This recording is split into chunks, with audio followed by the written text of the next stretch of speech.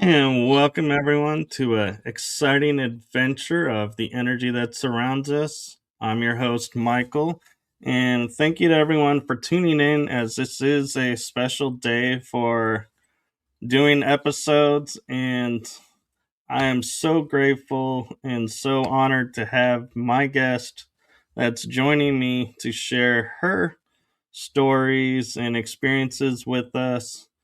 And I can tell you from her bio things about her, but I feel like I would be fumbling up and be like, yeah, I totally could not relate it in the way that she can, and it will just draw you in. And so I am going to turn it over to my amazing guest, the one, the only, experienced traveler, spiritual extraordinaire, Venus Saffaric. Thank you. Thank you so much for inviting me, having me on. I really appreciate that. So yeah, I am, you may say a mystic. I'm kind of an eclectic practitioner. So I do work with, I'm not kind of dedicated to a specific spiritual path or order. I kind of take what works for me, and I'm very, very intuitive with what I do. My main kind of, I don't know if I would call it a job role, but the main thing that I do Reiki cleansing for people and homes. I do sound healing and a plethora of different types of readings, from mediumship to psychic readings, mostly psychic. Um, I do the kind of general things like crystal ball, tarot, things like that, but I also do a very unique types of readings as well, like bone reading and flower reading. So yeah, just to say quickly, you can check me out at secretfrequencies.com if you wish to look into me a little bit more. But yeah, my story is quite complex when we delve into the extraterrestrial and the paranormal and everything like that. So I'll leave it there for a moment and just, yeah, if there's anything that you want to ask or where you kind of want to start. I feel like there's so much that we could delve into. There is, and one thing I am curious about, and I love the fact that you brought it up because I have not had a guest in these 4 seasons that do this, and that is reading the crystal ball. How does that actually work? Because I think we all have kind of been blinded and everything by Hollywood saying, oh, there's smoke that appears in the ball, and then this image unfolds. And so, how do you actually read a crystal ball? Okay. Yes. So I get this question a lot, and I definitely feel like my answer varies from other people. Like you're saying that with smoke. I've had a lot of times people say, you see a rainbow in the ball. And I'm like, so how are you reading that? What, how are you getting messages from a rainbow? I don't know. Some people, some people's description, it doesn't really make sense to me, but I will explain how I personally use my crystal ball. This is my travel crystal ball. It's really tiny. I take it everywhere with me, literally. Um, but how I use it. So to me, a divination tool, like a crystal ball, is a focus point for your own psychic, spiritual gifts and abilities. So it's more about, for me, having a focal point for my abilities and really honing in my energy. Even when I use a scrying mirror, I also feel that way. But when I use a crystal ball, um, the message can come through to me in a plethora of different ways. So I could be looking at it and I could get like a number or a letter or an image in the ball. That does happen sometimes, but sometimes I'm using it as the focal point and the message will come through clairaudiently. It will be, I'll hear it, or it might come to me in my mind's eye. It might not actually be on the ball, but I really feel like it's a focal point for your spiritual abilities. That's how I would describe it because that's how I use it. So I have a question you may not have been asked about the crystal ball, and that is, when did you first pick up a crystal ball and realize, oh, I can totally tap into this divination tool? And what impact did it have on you? Was it something like you could talk to people and everybody was like real supportive, or did you have to kind of be like a lot of people and go, I'm going to do this kind of underground because it's not so accepted, but I'm still going to learn? Yeah, so I would say it was definitely a journey. So in the beginning, crystal ball, I would say about 5 years ago when I first tried it, and I put it off because to me it seemed so difficult. I thought, how, like you asked me how it works, I was the same. I was like, it doesn't make sense. But when I started to use it, it just flowed. It just really, it's probably my favorite thing to use. Apart from bone reading, I love bone reading. But um, so yeah, so it's about 5 years ago when I picked that up. But throughout my whole spiritual journey, I feel like I've gone from, like you're saying, being around people who were very more like normal, like mainstream kind of people, and it will be like more hidden to begin with. And then I felt like I progressed as I like traveled to different places or kind of branched out and met new people. I was kind of like shedding those people that didn't resonate and gravitating towards people who did. And I know that's a very kind of understood process in the spiritual community, shedding the old skin, gravitating to soul family. But I feel so blessed because I really feel like that has happened. And that's the thing, the kind of message I probably would give to people who want to be on a spiritual journey but are surrounded by unsupportive people. Things will change. If you really stick to that path, you will gravitate to where you're supposed to go, And it sounds so simple, but in a way it is. I think sometimes we do try to overcomplicate things. Just but when I just did it, I just got into it, I just did it, and things just kind of, just the path that I was drawn onto, especially the last, particularly the last 11 years. Um, you know, I've just really been continually drawn further and further down my path where I'm supposed to be, understanding a lot more about my purpose and just meeting my soul family like 100%. So I think I did kind of move away from the question now, a little bit of a tangent, but yeah, that's kind of like the process, I would say. when you really focus on it, and you just, even if you are doing it kind of like in private, it will eventually blossom into something beautiful, I believe. I totally agree, and I'll say in full transparency, we actually were talking a little bit and behind stage about a piece that she'd mentioned, and I was kind of thinking how to work that in, and you beautifully led me right to it, and that is to remind people, as we are on our spiritual path, when we started, you know, 10, 20 plus years ago, it wasn't where you could go to a store or you could go to, your friend and be like, hey, how did this work?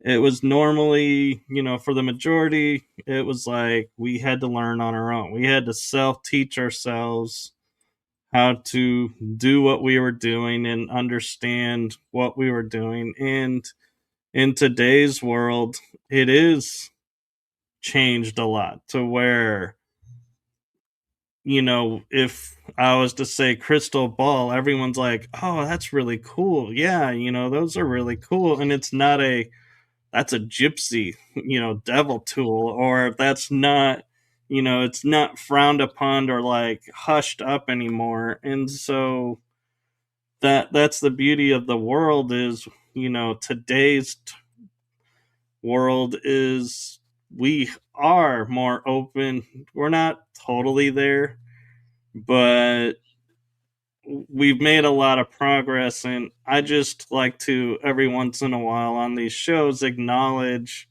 the progress that we're making as humanity of we're not hiding a piece of the puzzle for the planet because it doesn't fit the mainstream narrative anymore. It's like, oh no, all the pieces are now being made public and being shared.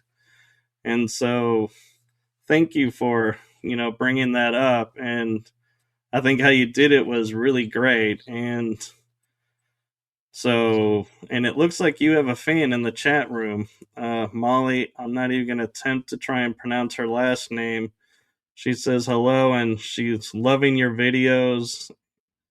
And yeah, she's a real. She says you have that background because your room is so messy and you don't want to. Oh, is this like a family member? I have no idea who this is. I think it's a troll, to be honest with you, but Oh, I get them a lot in my streams, you know. And this is okay, so this is the main thing, and actually I know that person's just kind of making fun of whatever mess might be around me. But you know, that's the thing in stream. I do readings a lot as well, and the one thing that always happens is I get people who are like I assume Christians, you know, and they're always saying like, "This is the devil's work. Come to Jesus," and they're like commenting yeah. in the chat and saying all these things. So it's definitely more accepted now, but there are still some people who like literally think it's their right and their purpose to call you out and try to like bring you to Jesus or something. Like, I think Well, that's I really strange. apologize. I didn't realize that's who that was. I thought it was like somebody who you knew and they were just. And so I apologize for. No, it's fine. You can't help who comes into the chat. I always play around with my trolls, to be honest. I just make jokes with them, you know? It's, for some people, their life is to come into people's streams and say negative things, you know? And we kind of have to think about that how miserable must your life be to want to do that, to want to go into someone's stream and just be a troll, you know? So I kind of feel a bit sorry for them, you know? Kind of want to send blessings and hope that their life improves because people like us would never consider doing that, you No. know? So you have to think about what kind of person that is and just hold space in a way, you know? Well, and that's pretty much all we're going to give to that energy. We're going to switch it up a little bit. And I'm finding it kind of interesting, the synchronicity for today, because we were originally scheduled for Monday and was able to do it today. Hmm. And tonight, I have a guest on my other show. We're doing a special, like, 3 hour plus, because we've just have fun, and we're like, we're wanting to talk about stuff and see if we can have a record setting episode length that holds for a while. And so she is in the UK as well. Her name is Julia Ankerhaven, Yeah, and she's my she friend. goes, we're from the same hometown. Yeah. The first spaces that I went to, I drove up with Julia. Yeah, she's really cool. We stayed in the hotel room together for one night. I love No, her.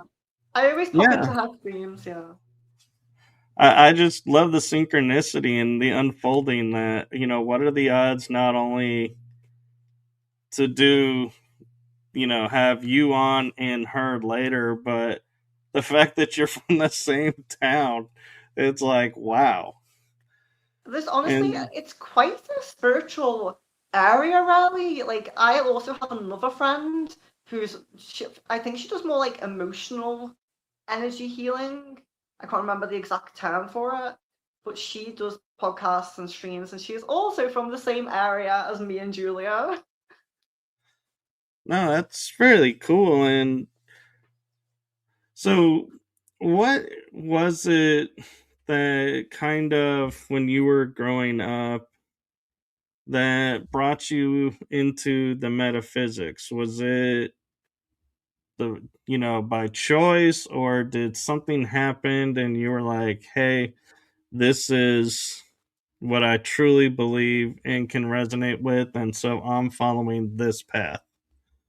Yeah, so the main thing for me, I was an avid lucid dreamer. Very naturally, I would lucid dream. So I would be in my dream and I could control it and I could do whatever I wanted in that space. And I would talk about that to people, thinking that that was like a normal thing and everybody did it. And my mother kind of explained to me that not everybody does that, and some people just have dreams where they can't control it.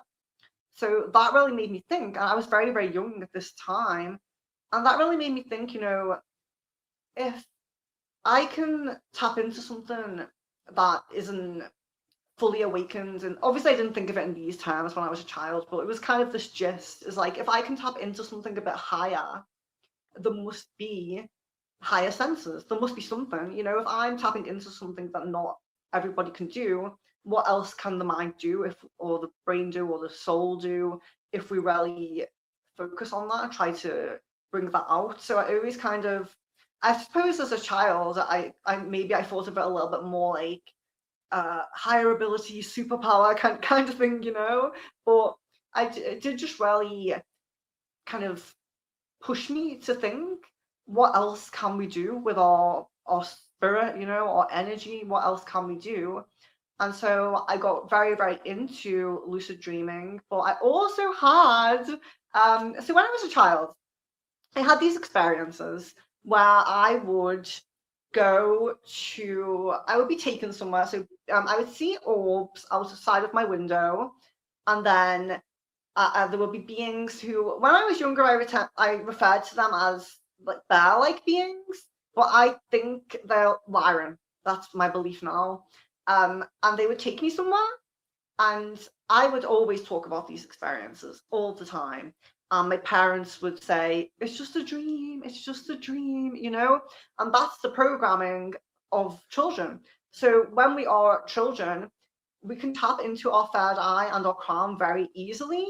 Children can astral project, they can have premonition dreams, they can have lucid dreams, they can connect more with interdimensional entities and maybe their star families, but you're constantly conditioned to believe that it's just a dream. So you do. And that's the kind of annoying thing for me, because I was fully in under the belief that I was just a child, it was just my imagination, it was just a dream, until I was 22 And unfortunately, my mother and I went through a very traumatic experience where my twin passed away.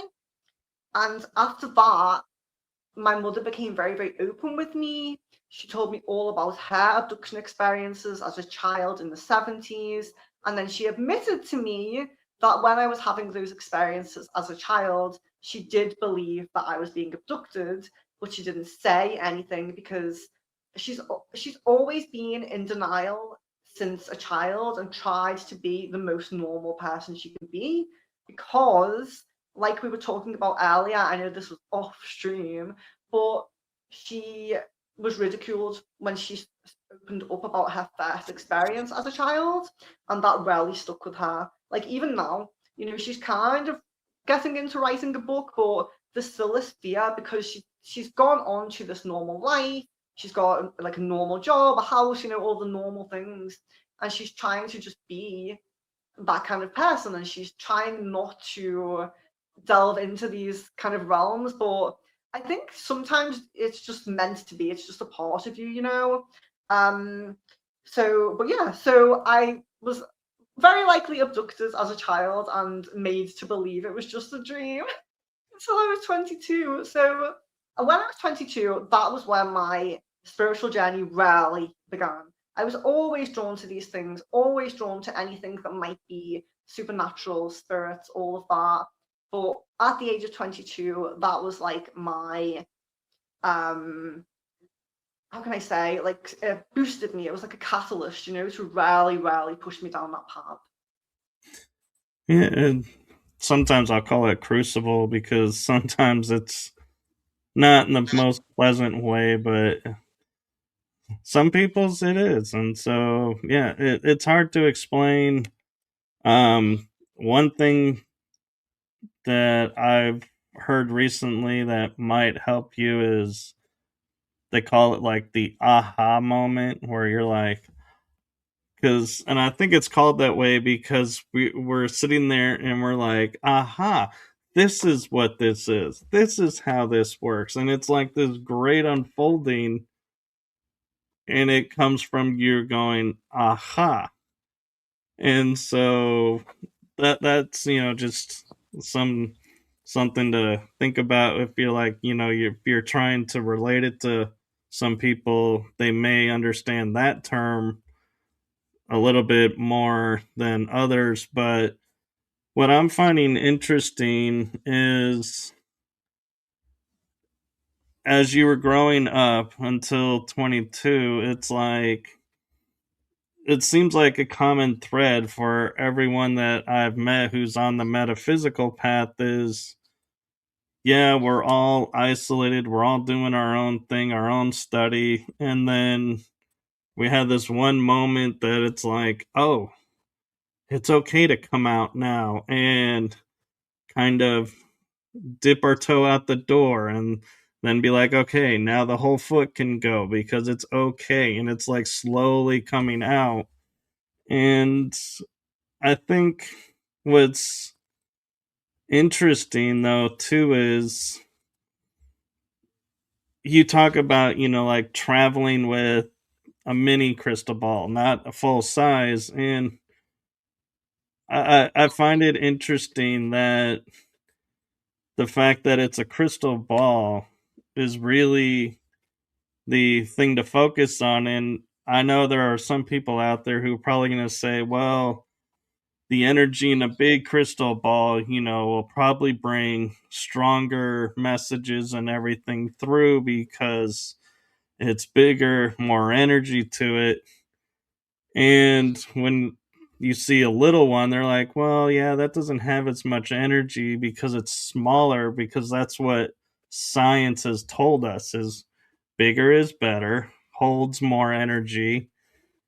And so I'm curious for people's perspectives, do you find actually that it doesn't matter if it's a normal size or small size crystal ball? The energy and information comes exactly the same.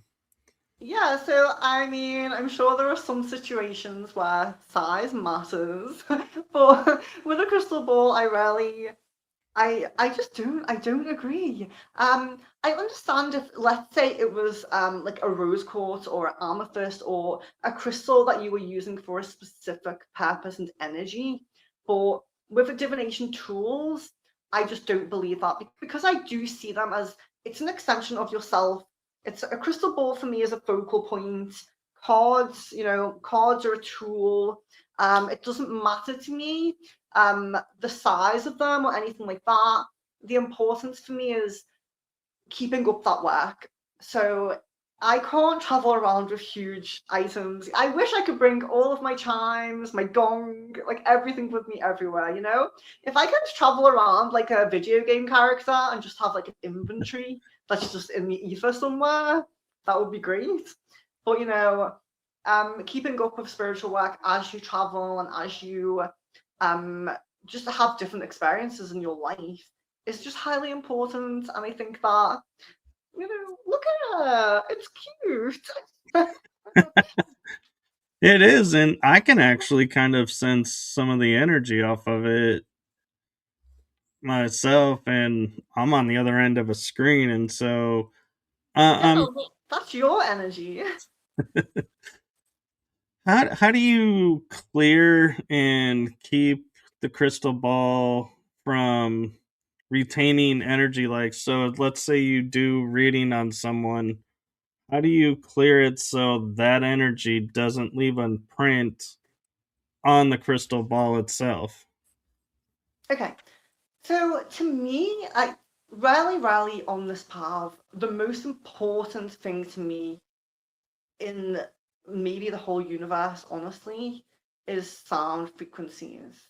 And, I always recommend different things for cleansing yourself or your home or things like that.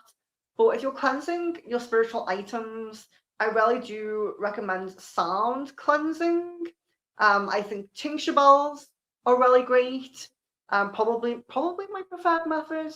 I have a like kind of mini spinning gong. It's very small but very heavy, and I love that as well. There's just different. I would say different instruments for different tools if you feel drawn to do that. But tincture bells 100%. I just really feel like sound cleansing is more powerful for the tools because of that energy we're putting into them. Sound frequency is linked to um, our subconscious and predetermined events. So when you are reading a crystal ball or giving someone a reading, generally you do want to connect more with the predetermined events. If they want to know their future, let's say, because we have different paths on our Akashic records on our path. We have different options sometimes. Like we do have free will in some instances, but we also have predetermined events on our life path. And if you are more connected with those, then you are giving people, you know, true things that are 100% going to happen as opposed to things that might happen, choices they might make. If there's a little fork in the road and 50% they might go that way, 50% they might go that way. You can give a reading like that, and I do that a lot, but I have to tell people, this is a free will moment here. So in the energy looks more like you will go down that path, but there's a possibility of this path. So when we use, to bring it back to cleansing, when we use sound, it's connecting more with the subconscious and predetermined events. So actually it's cleansing, but also connecting to your like subconscious psychic ability that can pick up those predetermined events. So I really hope that makes sense. It does, and I'm curious, when you do sound therapy, have you ever, and I know this is going to sound strange, but ever put like the person in a state where they're either visually or physically in water?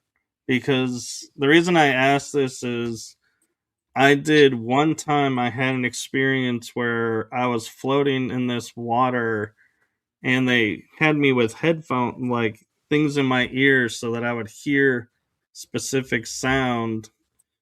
And I was just floating. They just told me just float, and I think that was like one of the most interesting astral experiences I ever had. But when I came back, my body did not feel the same as when I went in. And so I'm wondering, do you ever, get called or ever think about going, hey, let's, float on water and listen to these sounds? Yeah, absolutely. So that's a really good point. I totally, of course, resonate with water. Anything natural, any of the natural elements, of course. And like the frequency of water can change, based on the energy of us around it and sounds and different things like that. And I actually haven't done anything like that, but it's 100% something I would love to do. I'm working with two friends in the UK at the moment, and we do hold sound healing in person sound healing events near the Wirral. If anyone is in that area, feel free to contact me and attend. But we do at the moment, it's a very beautiful, like, spiritual cottage with an outdoor area. We do sound healing and we do cleansing. But I've seen some of these water um sound baths. Personally, I would love to attend, but I would also love to run one as well. But one thing I think would be really great is, in natural water. So if we could be near a lake or something like that. I think that would be beautiful. So actually giving me an idea. There's a day, I don't know how long you'll be at Brad's event for, but there is a Yeah, day five where days. 5 days. Yeah. Wow, yeah, cool, okay. So we go to the river, and we have like canoes, and I think other people have like rafts and things. I should bring some of my instruments. I'm totally going to do that now. That's such a good idea. I was That's actually such, thinking about that yeah. and going when you said, we need a natural water source. I was going to say, like a river. I feel like Yeah, we're going to we be should on a totally do river. it. And then you can let me know if you feel any difference afterwards. Yeah, and what is your thoughts when people, when they talk about sound, like, we have singing bowls or we have different, you know, bowls, different tone music, binaural versus regular.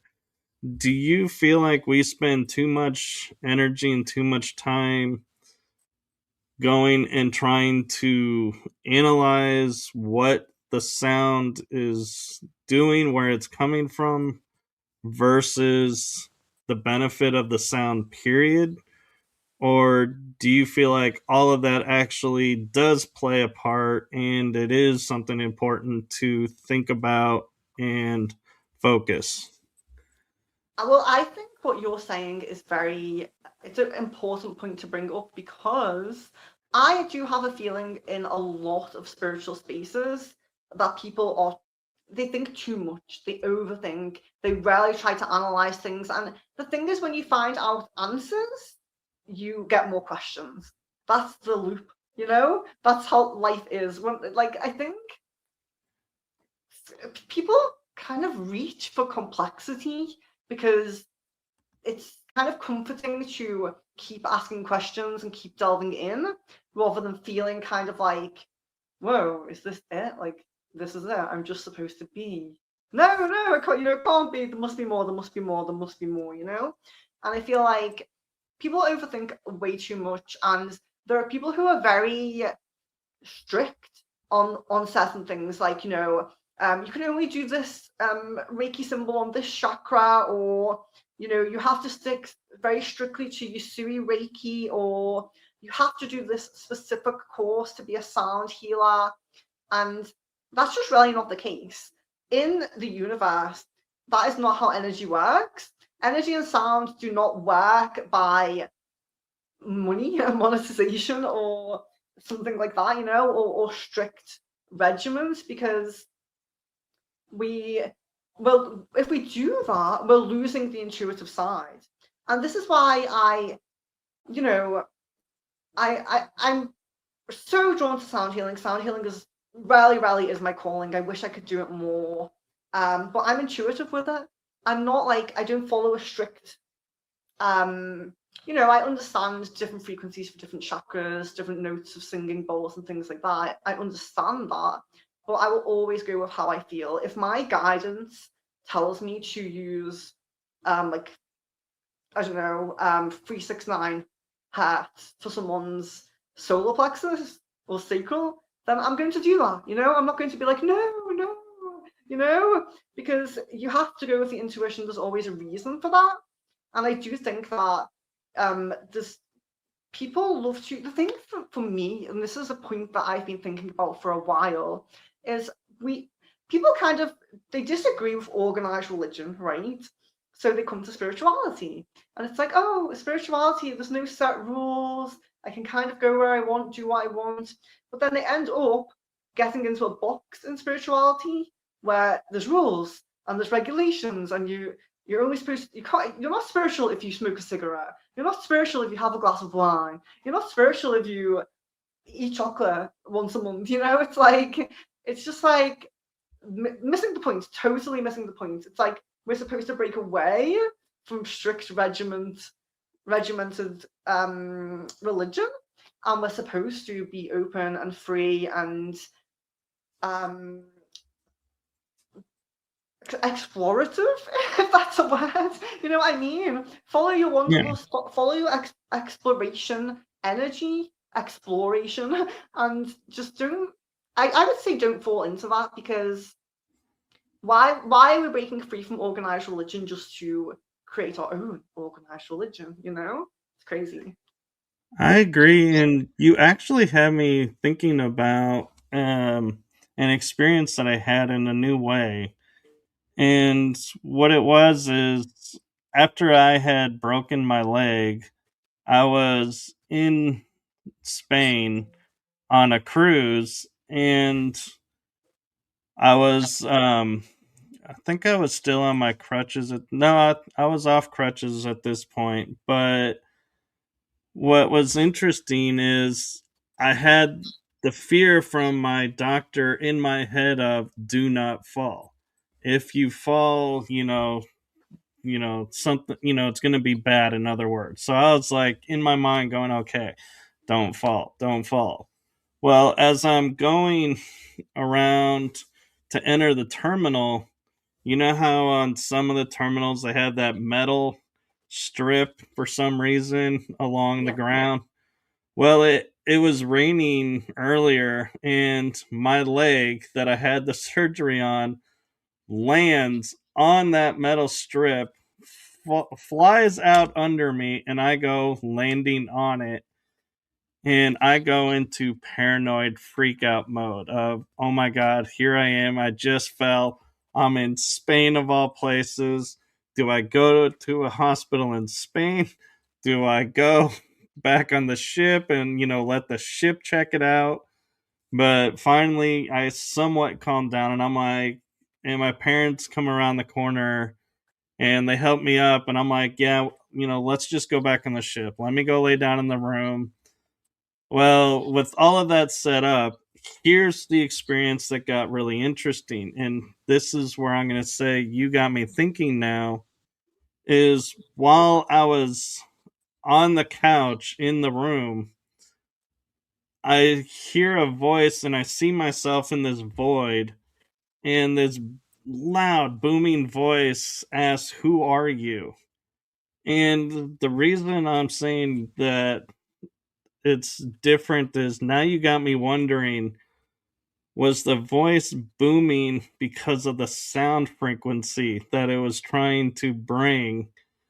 And we end up with this conversation of, I say my name and I say I'm a healer and my healing element's water. And here I am on water, and I start to surround myself with water, and I'm fine. I don't need to go to the doctor or anything. The leg settles down, no damage.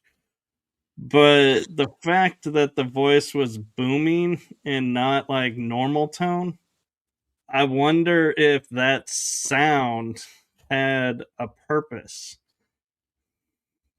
Yeah, absolutely. I mean, do you feel more like that's your higher self or a guide? It feels kind of like not really external from you. I don't know if you agree.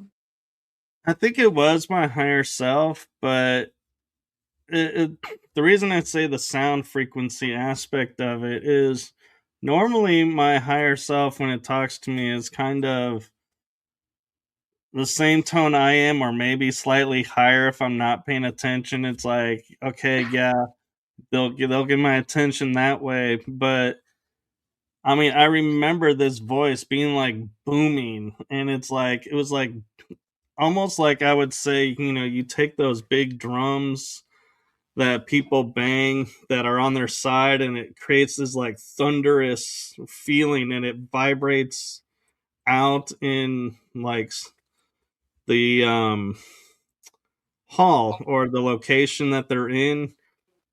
And so that's where I'm wondering with your thoughts of it, with the sound healing, the fact that the voice came at such a loud frequency, that there was a purpose to that versus just trying to get my attention because it was louder than normal.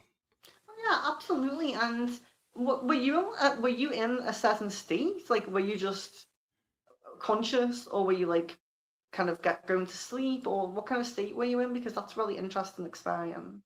I had just closed my eyes and tried to put myself in a trance to figure out how to heal myself so I didn't have to go to the doctors or create a scenario to where here I am overseas, and how does insurance going to cover it, and opening a whole bunch of can of worms. And so I always will go within and try and heal myself before going to go everything, all the mainstream stuff. So yeah, I wouldn't say that I was, you know I didn't take any medicine or anything, and in fact my mom had went to get ice, so it was just me, my dad. She had left, and so nobody came around me, and I just closed my eyes and just went within to try and take care of myself. Yeah, it sounds like a really interesting experience. And actually, I did just see a message pop up from Julia, and that's interesting because I really do believe this was connection to your higher self. But I do think there's some, and you already said it, water connection with you. And Yeah. the I just don't really think that people understand the strength of the energy of the elements around us. So, yeah, you could have water elemental guides. Your higher self could be connected itself to water because, we have water, we have sound, we have electricity, light, magnetism, all of these things that are a pattern together based on the location of the constellations around us. Like, that's why the reason why the physics acts the way it does in this realm is because of the location of the celestial bodies to us. And we have much stronger of a connection to them than we think. So it really sounds like your higher self, but it does sound like there's some strong connection to water, but not like, I feel like water, like, how can I say? Like water in the beginning, like super fresh earth water, not polluted water, not the treated water or anything like that. Like really fresh, water, fresh from the earth, if that makes sense. Like I really feel like you have a connection to that, your higher self itself. But again, you could have water elemental guides. It's so highly possible. I work sometimes with water elementals, fire, earth, you know. I kind of go through phases, if you will. But you can have really strong connections to specific ones. And the water elementals especially, that is a really healing energy. Of course, water is very cleansing. So it makes sense that you would connect with that. And it sounds like a beautiful experience, really. Yeah, Even if it may not have felt that way at the time, I don't know. it was. And one of the things that kind of made me kind of laugh about it afterwards was I was talking with my pagan teacher at the time, who was a dear friend of mine, and we're still friends. So I don't want you guys to start thinking that, but she was like, "You're only level one pagan. How are you accessing water and the element of water and bringing it in? That is something later, that's, and taught later. How are you pulling it in naturally?" And, I find it interesting, I just naturally go with the flow. I just, I don't sit there and go, okay, I can't connect with this because I'm not supposed to be there yet. Are If I'm you to connect, I just connect. And are you Pisces? I am. Yeah. Yeah, and that's another thing. So talking about this pagan experience, it's being surprised that you can be above the level that you're supposed to be at. This is my whole point about organized religion. Like, I love paganism. I love this. I love Buddhism, Hinduism. I do love some of these religions, but they're so strict and regimented that it's like you can't do this at this level, blah blah blah, and it's like, but people can. I have a client who can do energy work. She's never trained in Reiki. She's never been attuned, but she has the ability. She just channels that energy very well naturally. I think being attuned to Reiki is very important. I recommend it to everybody, even if they don't want to give Reiki, because it really helps open you up to your spirit guides. So I do always recommend it, but I don't necessarily think people need it in order to channel the energy. The energy is all around us. So Right. of course you can level up without being at that level. Well, and I think it's because we have through our, and I'm going to say this because I feel like, you know, every experience we have in our life is through our filters. And so naturally, every response to situations comes from going and saying, okay, this is my viewpoint from this experience.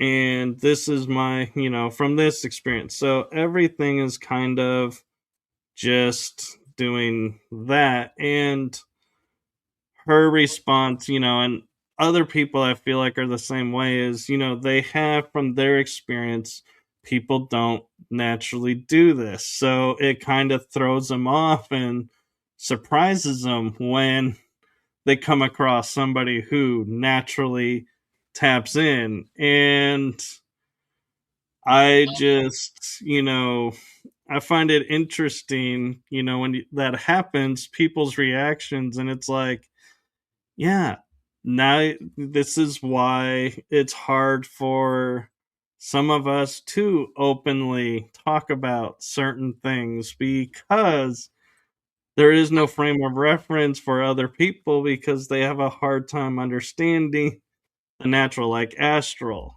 People ask me all the time, how can you teach me to astral? I'm like, I don't know, I just do it.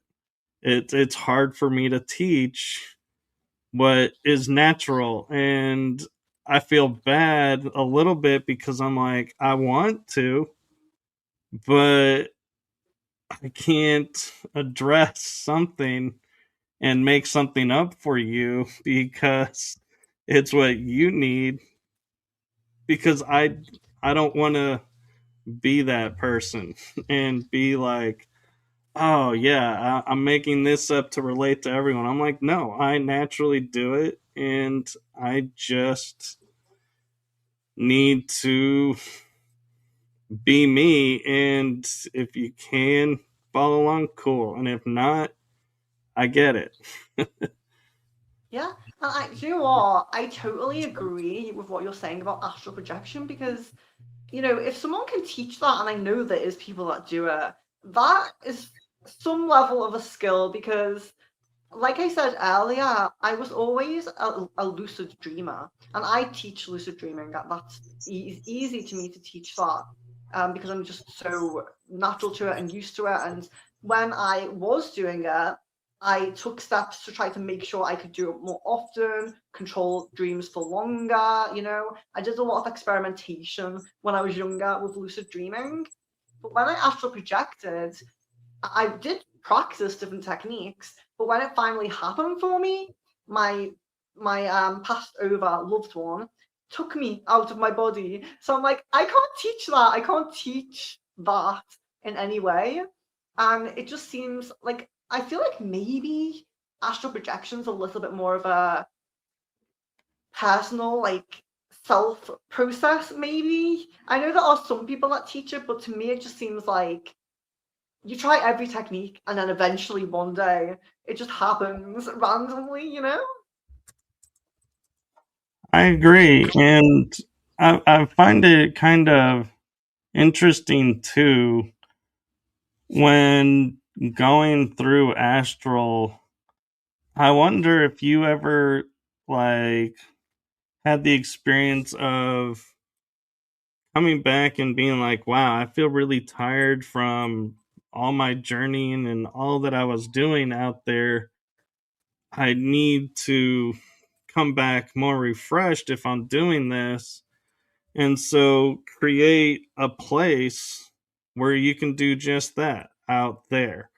Go and recharge yourself, and then boom, back in, and feel like, yeah, even though technically with traveling you may have gotten, say, 30 minutes of actual sleep where you're in restful state and not journeying, but go to this one place that takes the 30 minutes and your body feels like we've had 8-10 hours of sleep, so we're good to go.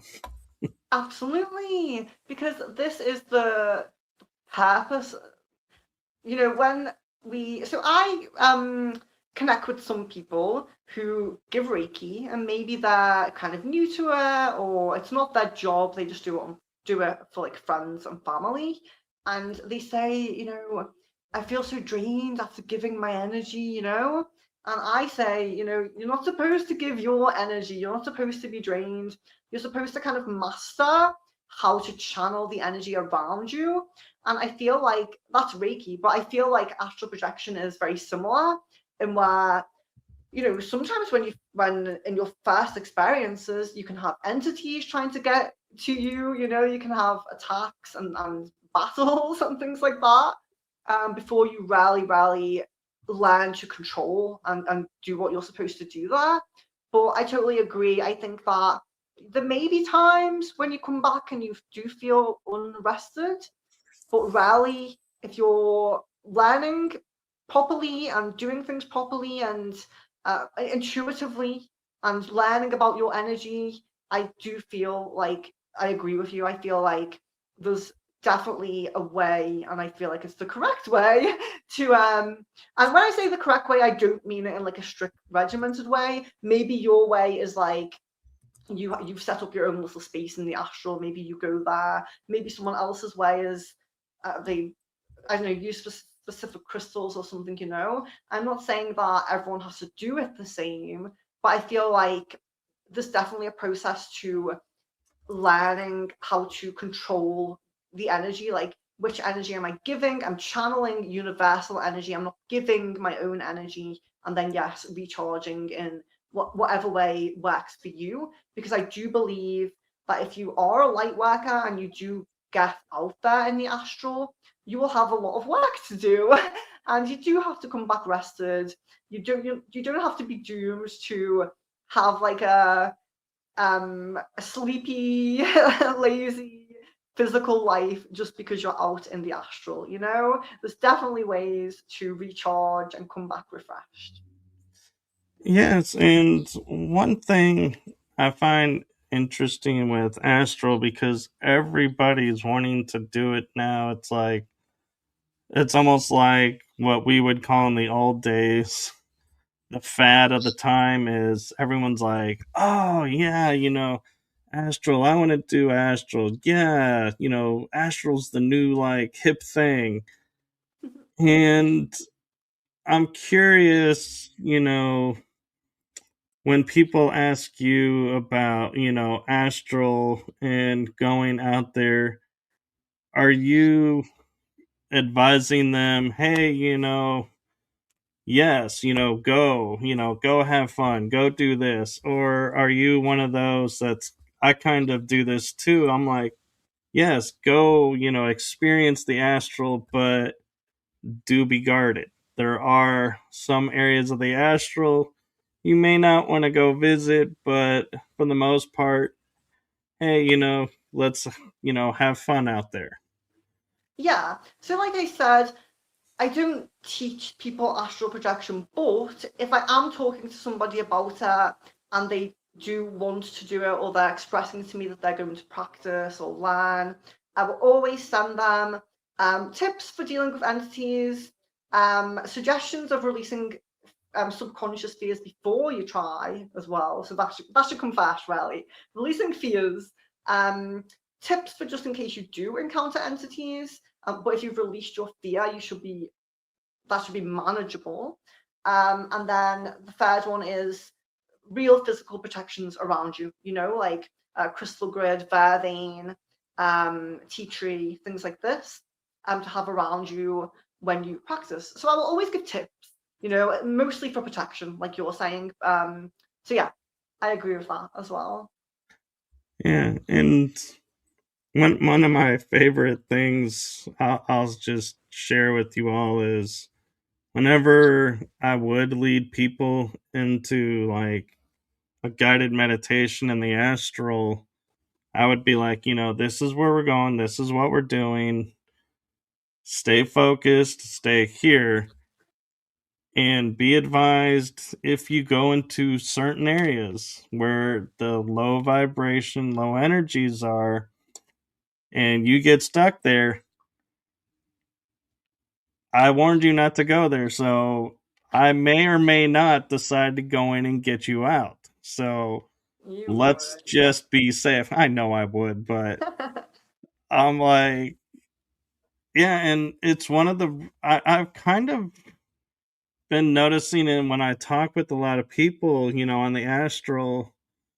It seems like it's not common though for a lot of people to be like, yes, I can go in and navigate through the muck area, if you want to say, of the astral and be okay.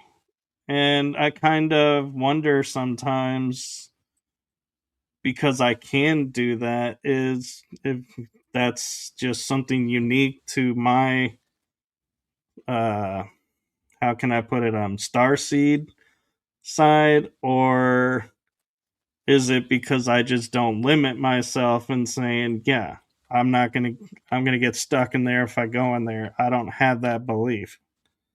Yeah, I definitely think there's a huge difference for people who've released fears before they try or before they attain that. But I also think that, people like you, um, there is like I was talking about lucid dreaming earlier, and I was saying how, I had sorry, abduction experiences, and I was being Yeah. told that they're just a dream, they're just a dream, they're just a dream, and with that, I feel like there's a lot of programming to children that those experiences don't happen, they're not real, and they get very, very suppressed. So if you are someone who still has those abilities, is very capable, very good at that, then that shows some part of you that's not easily programmed. So, good for you. That's perfect. And I do feel a lot of that, a lot of the time that can link to starseed origins or even just life path missions here. Some people are not supposed to be fully programmed because they have missions to do to awaken people, to, share knowledge and all of these things. So, but that's great that you are not able to be programmed in that way. In that aspect, yes, but I do think I still get caught up in other aspects. And Oh yeah, honestly, as humans, there is no one on this earth that has zero programming. They might say that, but there is subconscious things, societal things. Like we all have something. We're human. We're living a human experience. That's the point. we are, and I love that you say that because I say that a lot of times too. And I feel like at sometimes in my life, I'm like, when I feel like I need to give myself a break and be like, kind of use that proverbial get out of jail free card, like that we all talked about in the like 80s and 90s having. And I will say to myself, yeah, I'm just a spiritual being having a human experience. And it's like, that's my way of my mind going, okay, we're done beating ourselves up. We're done, you know, kicking ourselves about this and dreading this, returning to normal now. It's like we're done, processed, back to this, and it's like back on track. And I'm kind of wondering too, what was it in your life growing up and or later in life where you seen different divinity tools and you were like, oh, I want to learn that one. I want to do that one. What was it that kind of drew you in to pick which divination modalities that you did? Yeah. So, um, the spiritual and kind of like connected side, like psychic side of my family comes from my mother's father, who was a Hungarian occultist, and we don't know too much about the rest of um the family tree because they both passed away when she was very young. She was a targeted individual, my mother, but she would use oracle cards every single day, or like a tarot. She would pull one, and I would remember going into her room and seeing like a tarot on the desk, like her card of the day. And I just feel like from being very close to her energy and her kind of holding that space for me, of course, as a child and growing up and things like that. um I just was really connected to her. I think it was very natural, very intuitive. And my mother actually brought me my first tarot deck. So she went to a very special, beautiful spiritual store in York in the UK, and she got me my first tarot deck, and it was wrapped in a purple ribbon as well. Apparently, it was supposed to be wrapped in a purple ribbon. This specific um, way of gift giving, basically from her. And yeah, so my first thing really, but I do also do talks about how can I say it, unique forms of divination. And this is one thing that I talk about a lot. So I'm telling you here that, oh yeah, I got into tarot from my mother because like she did it and things like that. But think back to our childhood. Did anybody ever hold a flower and say, loves me not, loves me? When you do that, you're trying to divine with the flower someone's feelings for you. That's divination. Did you ever make a cootie catcher? Do you remember that? I It's like do. origami, and you would write little future things in there. We were already always trying to predict the future. Like we were always drawn to divination. Everybody was. Have you ever flipped a coin for fate to decide something for you? We've always used these tools, and that's the thing. It's like it's not really unique to me and you, and people in the wider world just don't realize that they were drawn to it because it gets suppressed. They were always drawn to it. We were always drawn to it. It's natural. No, that's a great way to put it. And I love how you put it and tied it into like, flipping a coin or, you know, the little games that we would play and not Yeah. realize, the deeper insight because being a paranormal investigator, I get a lot of people who will walk up to me and they'll be like, it's so cool that you have all these paranormal experiences. I personally have never had one. And I kind of look at them and I had this stunned look because I'm like, I can see energy on them. And I'm like, you have totally had paranormal experience. You just don't realize what it is. And I'll ask them a question. I'll go, really? And like sometimes I'll say, so have you never smelt like a flower that was not in your house?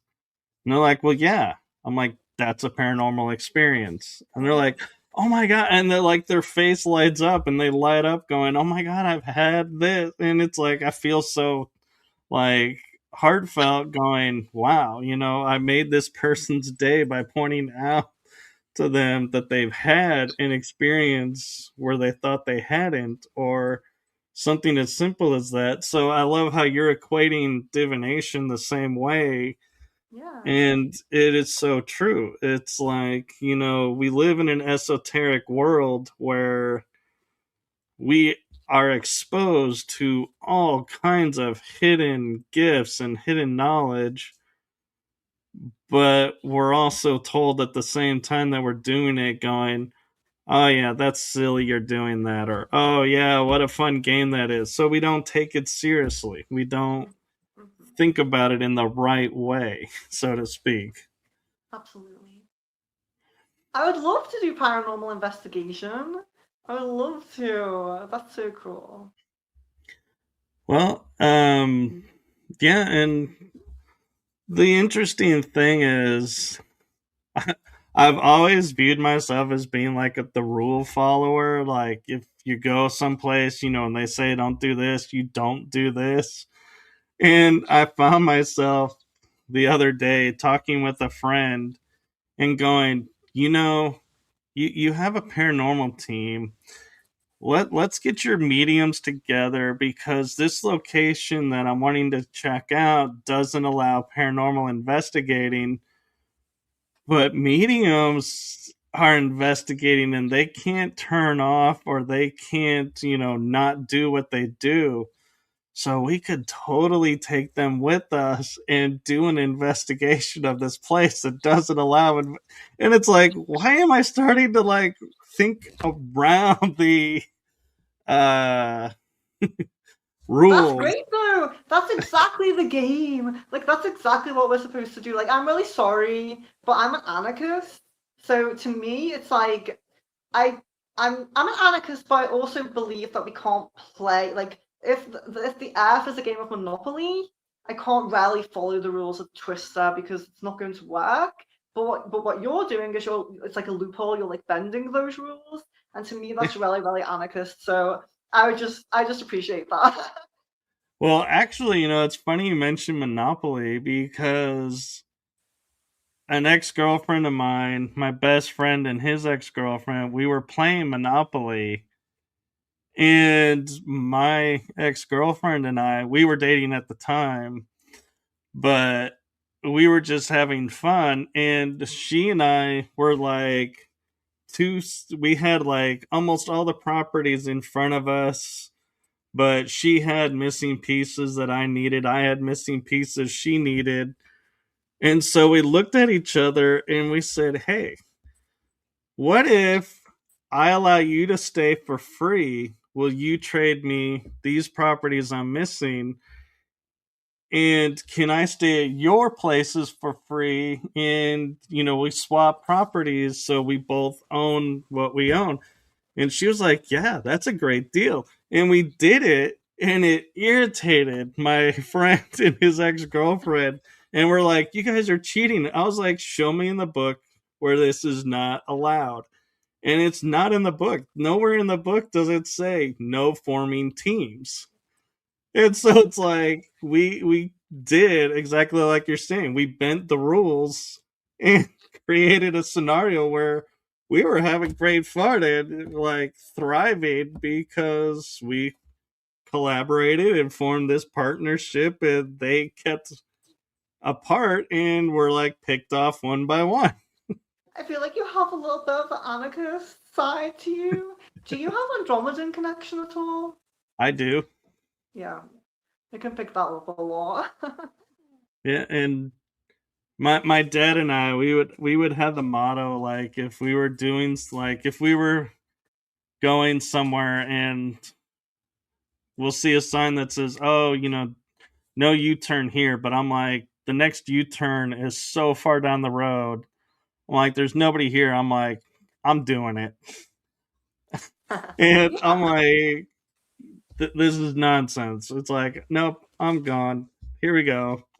Do the U-turn, and I'm like, I rarely get caught, but my dad one time, because we both have Reverend licenses, my mom told me he got caught doing a U-turn where he wasn't supposed to.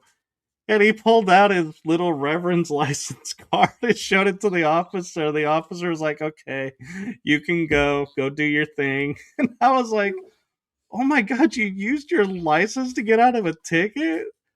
What And does then in the that? back, hmm? What's a reverend called? Reverend's license is like so we can marry people, but we're not tied to a Wow! church. Really? That's I crazy. we did that because we were doing energy work and like I was doing Reiki, and so this way legally we're protected under the license that if somebody was like to complain that we did something, they would go and it's almost like the church would protect us. They Yeah, couldn't take kind of our like personal. insurance. Yeah, Fair enough. it is like a minister. It's Yeah. like I have all the perks and I can form a church if I wanted to. I just that's not me. I don't want people like bowing to me or like putting Well, me we up can on this we can do the pedestal. the Church of Secret Frequencies. Hey, there you go. The church of the real world. Yeah. So, having that, connection to, seeing like the ETs and everything, I'm curious, as you seen all these like, if you ever saw loved ones on the other side and then like ETs and interdimensionals, what was it like when the first time that you saw them and like what were you like your reaction? Were you like freaking out and going, what was that? Who was that? Or were you more of, I didn't feel anything bad from them, so hey, Yeah, let's so keep going. this is where my interest in really delving into and exploring this topic comes from because, like I said, my mother was an abductee throughout her whole childhood, and a lot of her experiences, not all of them, but the majority of them, were very, very negative. Now, going back to the experiences I had as a child that I was told were just a dream, but turned out to be abductions. I remember feeling very at home with them. I would talk about those experiences all week to my parents. You know how it's like another family. I have another family. They're kind of like bears, and they look after me. Like I was always speaking very highly of where they were taking me, what we were doing. Um, so I would always speak quite highly of that. And then in when I was older and I did a more conscious effort at interfacing with beings in meditation and trance and things like that. Good night. Is that Julia? Good night. Yes. Um, so when I would more consciously try to connect, I always had positive experience. Like it was always positive.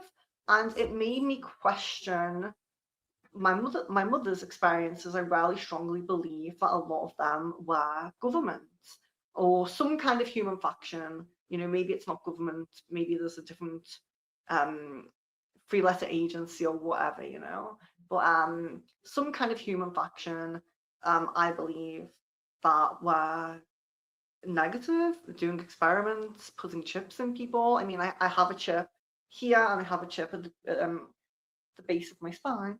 Um, and I do believe, yeah, so I believe that some of hers were government, but mine have always been positive, and I'm really grateful for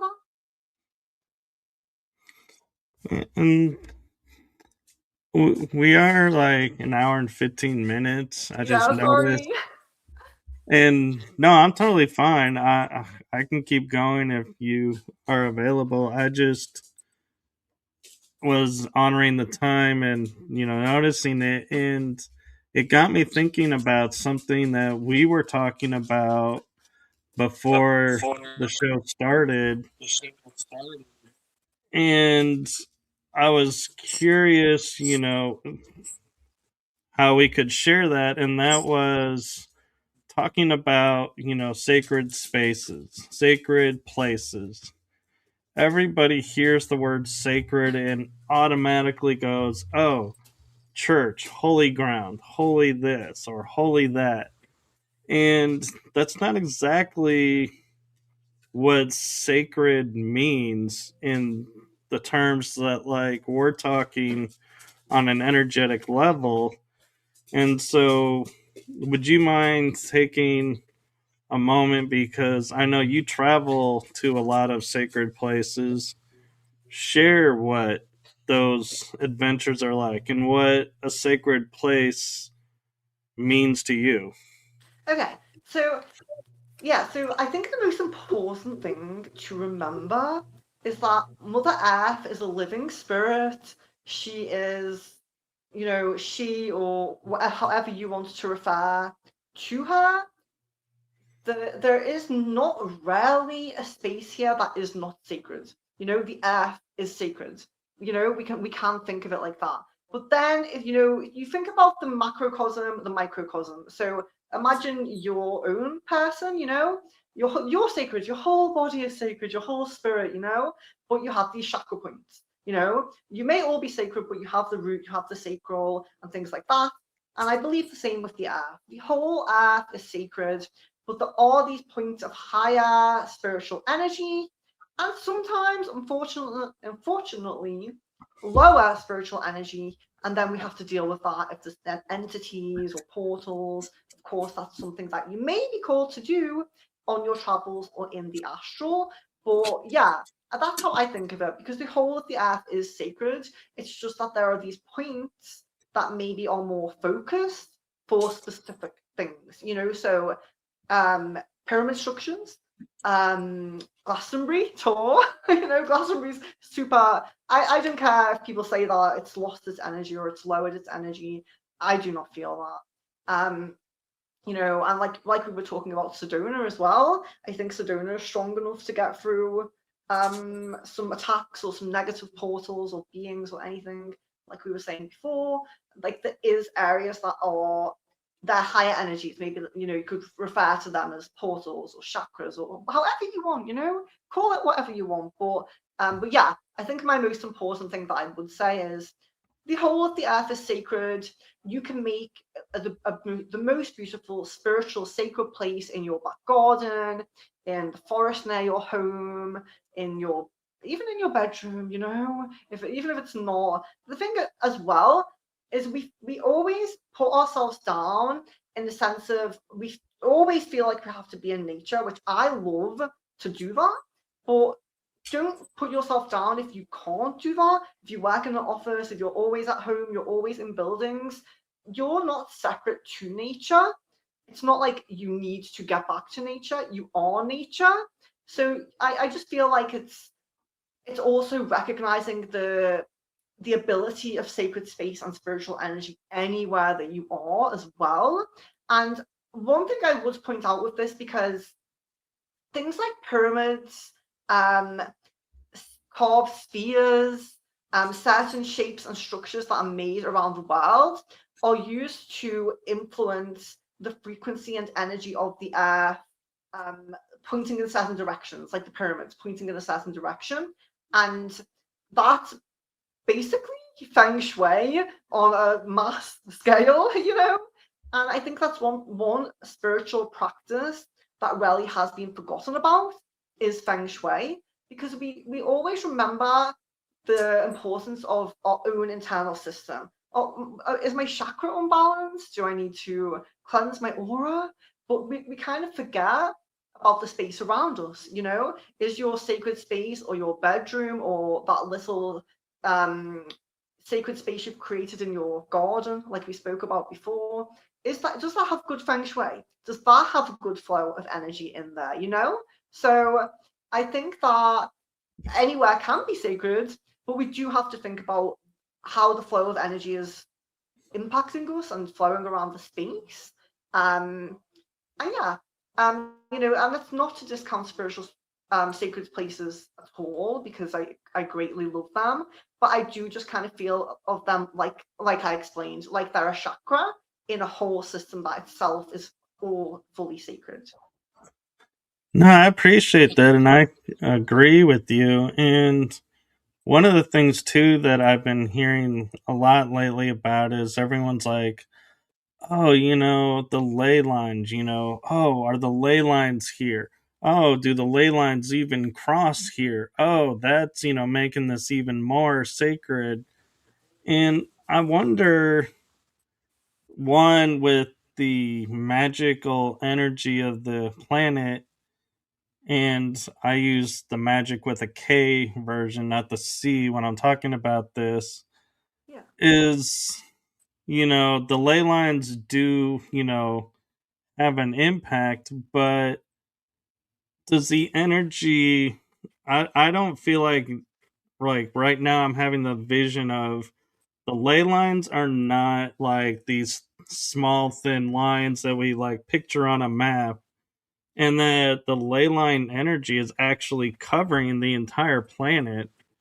It's just we are limiting the energy by visualizing it as a line to explain why something's happening over here but not over here.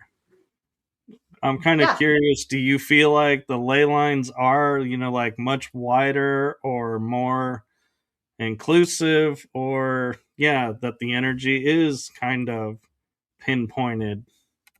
yeah. So first, I'm always fully transparent about everything.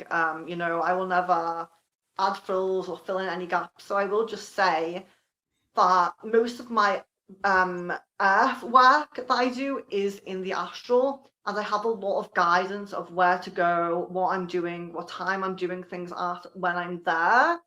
So it is very guided, like I'm guided.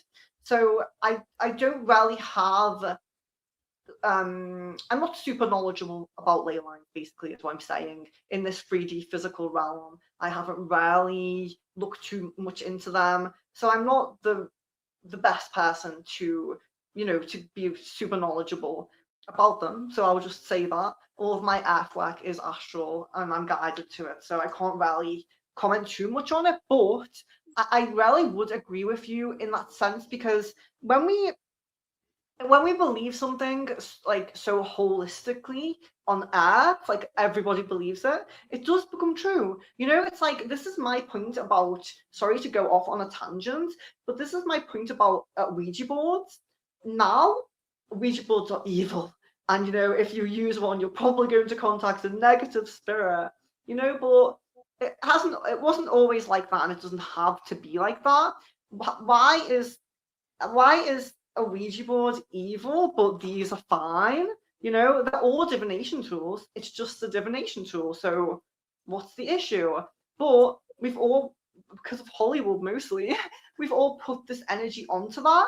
So now it's kind of true. It's like, use a Ouija board and try to connect with someone positive. It will be very rare that you will, because we've all, it's an egregore, or an egregore, depending where you're from, is how you pronounce it. But it is basically when we give so much power to a thought form, because we all fully believe it, that it becomes truth. So that's why a Ouija board is not really used in divination anymore, because now it's kind of, we've impacted it, we've made it so that we only connect with negative spirits. And I do believe that about other things where the belief gets so widely believed that it becomes our truth, it becomes our reality, you know? Right. And Terry brings up a good point. It's not the tool, it's the intention. Yeah, And exactly. Exactly, and this is why I really believe that we should bring the Ouija board back as a divination tool, and it should just be able to be used. But it is just, we're co-creating this reality. So, the egregore thought form of the collective will impact you. Unfortunately, you may be strong enough or lucky enough to connect with a positive spirit. I'm absolutely not saying it's not possible, but because of that egregore that we've put out there, that the world has put out there, it makes it more difficult. It does, because that impacts us. We're all living in the same reality. It does impact us. But yeah, I free the Ouija board. That's my movement, you know? well, I kind of am one of those that I'm like, I don't recommend it as a tool for a lot of people. But it's not because of, like you're saying, it's the darkness of it and everything. It's because people are opening portals and inviting things in, but they think, okay, because this is a game, we close the board, we put it away, everything's done and everything, but everything that you've invited in is still here. That portal that you opened is still open. And so that's where I say, to people when they ask me, should these be used? The answer for me is no, because people don't realize what they're doing with it. If there was more education around it, I would be like, yes, that is, it is a tool and is, usable. Yeah, But you have to 100%. respect it and respect what's going on versus just treating it like a game. Yeah, we definitely have to release what we have put onto it, release that negative energy, release that expectation, that egregore of the negative intention behind it. I definitely wouldn't just recommend it to someone who's like just starting out in divination, but I feel like we should release the negative connotation with it. I really feel like we should. And of course, if we do that, and like you're saying, being a little bit educated about safety and protection, I think that's the main thing. Is like, I'm not really going to tell someone how to do something or how to use a certain tool, but I will always be really, really insistent on certain protection practices, herbs, angels, whatever I feel, sigils, symbols, whatever I feel is right for that person. I'm super insistent on protection and cleansing. And talking about protection, and, I think we've kind of mentioned grounding a little bit. Is, I'm looking at, Earth realm wise, everybody talks about, oh, here are great ways to ground. Here are great ways, to protect yourself. But I don't know that many people have ever talked about grounding with the astral. And there is a little bit of, people, we kind of mentioned a little bit of protection with the astral of, being aware of where you're going and everything. But how does, like, I'll just say, use you as an example, how would Venus, when done doing astral work, ground herself for being here on the earth? Well, my question would be: is Venus ever really here on the Earth? I feel like I'm always somewhere else. But yeah, grounding practices, I don't really know. I mean, for me, the thing that I highly recommend and what I really wish I could do more is house plants. Have a house plant. You know, people always say you have to put your feet on the ground, you have to go into a forest.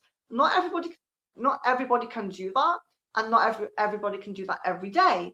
But you can sit with a plant, you can meditate with a plant, you can stroke its leaves, you can touch its soil, you know, you can just be in that energy of that plant, that natural, you know, beautiful thing. And I just think that having some connection to nature within your artificial space, your home, you know, is the most important thing. 100% the most important thing. Very cool. And since you do go, like you're guided to spots, and your travels are kind of guided, is there anywhere that you've heard about or read about and you're like, okay, guides, when are we going here? Can we go here? I want to go here, but I'm waiting for you guys to say, yes, let's go here. Yes. So at the moment, there are three main places. So one place is Sedona. One place is Coral Castle in Florida. I really want to go. Um, and the other place is a Taoist temple in. Oh, sorry, I clicked the notification. A Taoist temple in ideally Taiwan, but maybe anywhere in China would do if I could find one. But a Taoist temple, 100% is my number one place I want to visit. But yeah, in America, Sedona and Coral Castle, Florida. And I'm trying to picture if I'm picturing the right place for the Coral Castle. That's the place where the gentleman created this place, but nobody can explain how it was made and why it was made. And it appeared almost literally overnight, is how they describe it. Mm-hmm. And so that's the Coral Castle. Yeah, Okay, I just wanted to yeah, make yeah. sure because I didn't want to be like going, yeah, and then find out when we like if we ever cross paths and we're like, yeah, let's go, and be like, wait, I thought we were going to this place. What? Where are we No, going? that's definitely it. Yeah.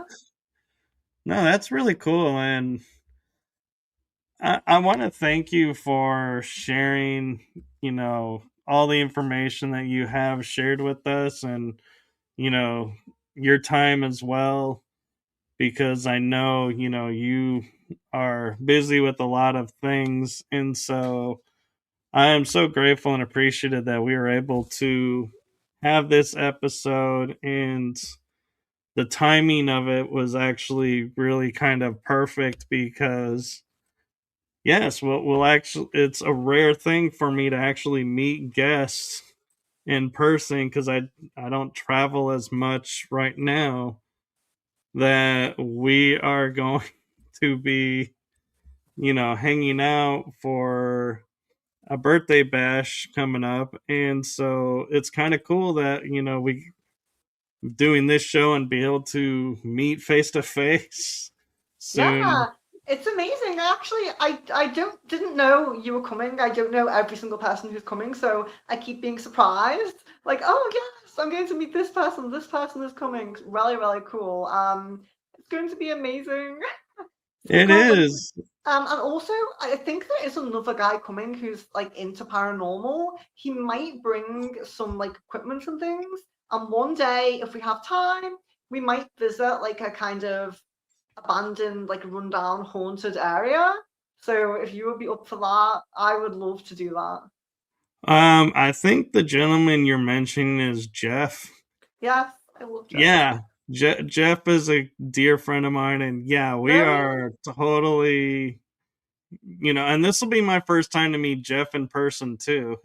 I actually am on his network, and we talk about trying to meet up, but him being so far, it's like hard to get over in that area and his work, and so we were like, oh yeah, we're going to be meeting up. So yeah, let's see if we have time to do this and visit places and, have some fun while we're out there. And so, yeah, um, maybe Jeff knows of some places nearby there that like the three of us or whoever wants to join us can go and do like what I would kind of more call it like a mini scouting investigation maybe than a full-fledged investigation, because one, I won't be traveling with all my equipment, but Yeah, yeah.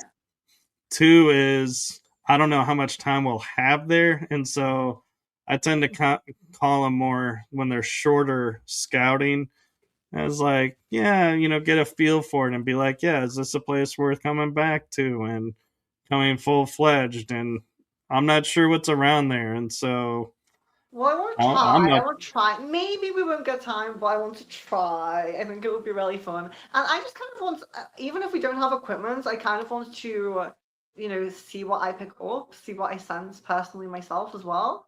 I just think it would be really fun. But yeah, he's a great guy. He's a great guy. Yeah, I actually have started putting aside and not really using equipment. It's like I may just use my cell phone a lot of times. And so I'm like, I'm totally down to, even if it's just walking around, around the property and just seeing what we feel or Yeah. experience. I'm like, yeah, I'm game. I'm down.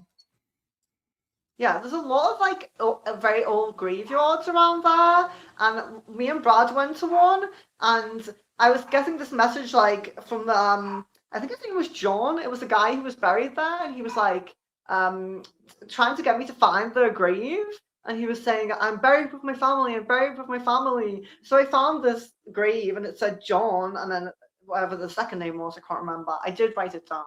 Um, and then there was all the other graves next to him had the same second name. So I was like, that's him, because he said buried with his family. So all the other Right. graves next to him having the same name, he led me to his grave. But yeah, he told me a few things. I wrote it down. I can't remember now. It was a while ago, but very, very interesting experience. Yeah, no, I'm excited, and I'm like, as much as I'm saying this is vacation time and time to like have fun and chill, I'm like, I will always be like, if somebody taps me on the shoulder and be like, hey, we're thinking about checking out this place over here that, may be haunted, I'll be like, okay, let's go. I'm like, Yeah, why I'm not? I'm good. I can be ready in like 2 seconds flat. Well, I really, really appreciate you having me, and it's been great to kind of get to know you a little bit. So I'm excited. I'm excited for Yes. the party. And, and I will say this with my full heart, and that is you are welcome anytime if you ever want to come back on the show and just have like a paranormal chit chat or a metaphysical chit chat. I'm like, let's do it. We totally can do it. Yeah, there's so much more we could get into. I'm sure we could speak for hours and hours. Oh yes. And so something I've been guided to do this season, Venus, is I end the shows, or I try to end the shows. Sometimes we go a little longer because we start talking about something, but I leave the guests with this message that I bring to you from me and my shows, and that is from my heart and the heart of my shows. Thank you for what you're doing for humanity. Thank you for being you, your authentic, true self. Thank you for sharing and being open. And just thank you for being a light on this planet. Same to you. Thank Absolutely you. same to you. It's been great. Thank you so much. Yes. And so, everyone, be sure to follow her on her website and her YouTube channel. They are in the description for the episode. Oh, Is yeah. there anything that you want to leave the audience with, Venus, that you feel like we didn't get to cover or share real quick Um, before we end? no, I think we covered like really a lot. But like I said, there's tons that we could still talk about. But it's been really great. And yeah, so I just wanted to say, I think you have linked me, but for anyone who's interested in me, my YouTube and Facebook website are the best ways to get in touch with me. So the YouTube is Secret Frequencies Sessions, and the website is secretfrequencies.com/shop. And you can find me there, you can find my email, you can message me, and don't be shy and feel free to reach out. Yes, and I'll put up that banner real quick for. No, it's Secret Frequencies, IES. Oh, I always type things quick. Let me fix that real quick. I try to type real quick so I can make sure I get it. And That's okay.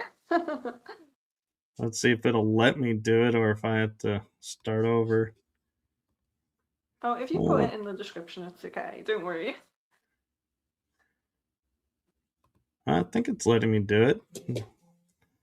Let's see. I just gotta.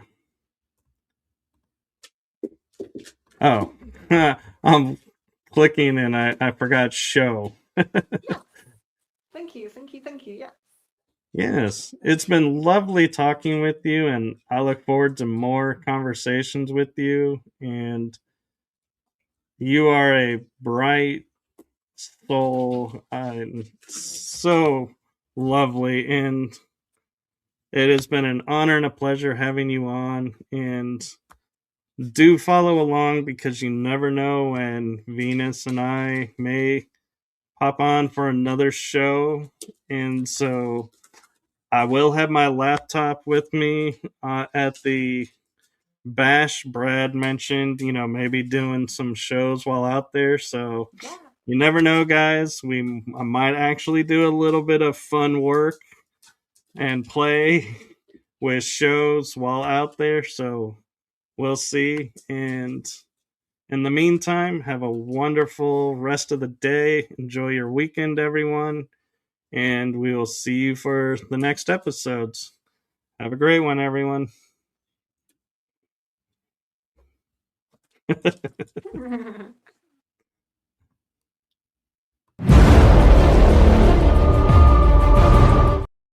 Yeah, it does that. Let's try that again.